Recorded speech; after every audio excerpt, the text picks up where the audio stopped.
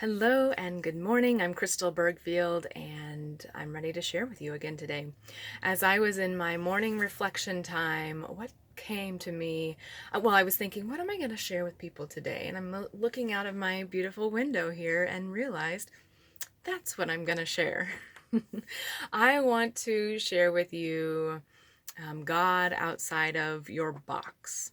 Okay, so we all grew up with a perception of God, who God is, what God is, and the opportunity for us as we're becoming adults is to find this deeper connection with God. And I use God because that's how I grew up. That's what I was taught. But whether you call God creator, source, universe, goddess, it doesn't matter. That's your personal relationship. And what I can tell you is that your personal relationship, your connection to that thing that birthed you, that gave you this soul, the spirit within you to be alive and to have these desires to be a light, that thing is the most important thing that our country and our world need right now. So I need you to understand that it doesn't matter what you call it. It doesn't matter what other people say to you about what you call it.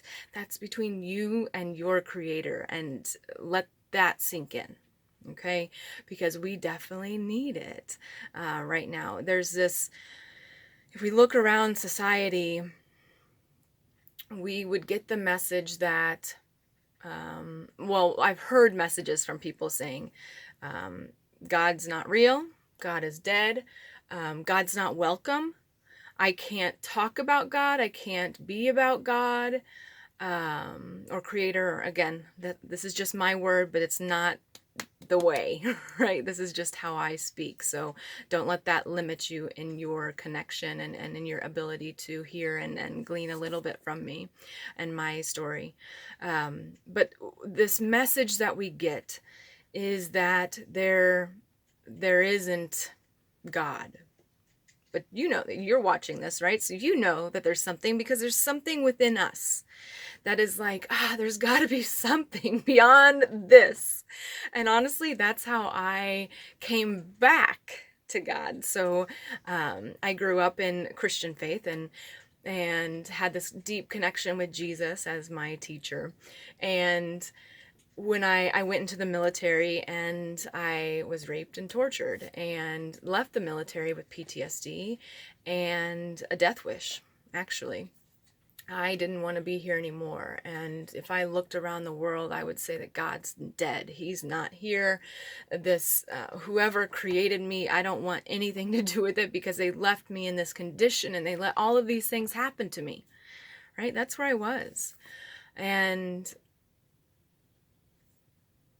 I think that that's where a lot of people are today, certainly. Which is why it's so important for those of us who have just that little spark to possibly be the light for somebody else.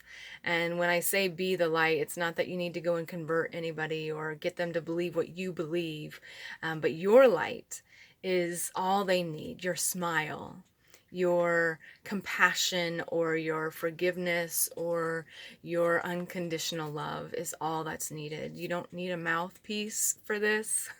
All you need is to continue to keep your connection, work on your connection, wherever that comes from, and then just be. And that's all that you need to do.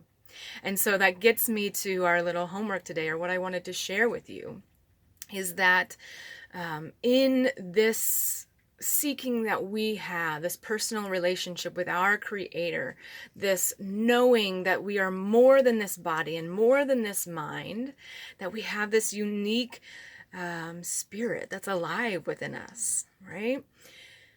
That, where does that come from?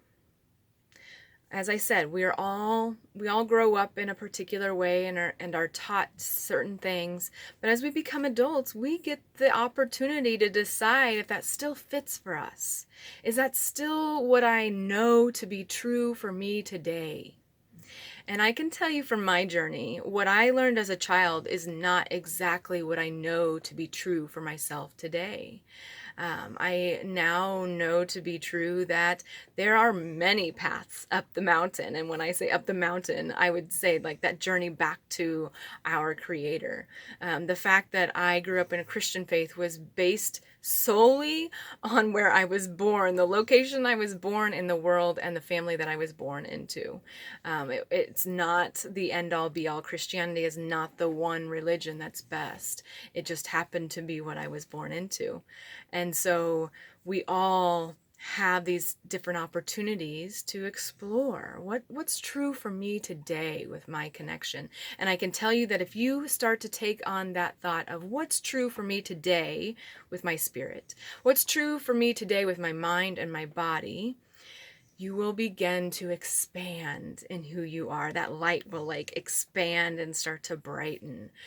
So I want to encourage you to, in that asking of that question, what's true for me today, look beyond where you would normally look. Push yourself outside of your box, your boundaries. I grew up reading the Bible. And that was the one way, and that was what I was taught. Like, God's this white guy up in the sky, and he's gonna talk to you audibly. And until you hear him audibly, you're on hold. You're just working on yourself, right? Which there's some merit in working on ourselves, but there's definitely not absolute truth for me that this white guy in the sky is going to speak to me, because that's not how God has spoken to me. And yet God speaks to me daily. It's internally, it's a knowing. It's through my heart space that I feel, this is what I'm supposed to do. This is how I'm supposed to move forward. And in fact, running for president was in my connection with my Creator, that, this is how I am to be of service to humanity. And even being on this video and sharing with you this morning, this is the message to share today. So I want to encourage you to move beyond what you know to be true. Push yourself in that faith of like, where's God going to show up today? Where's my Creator, my source going to show themselves to me today?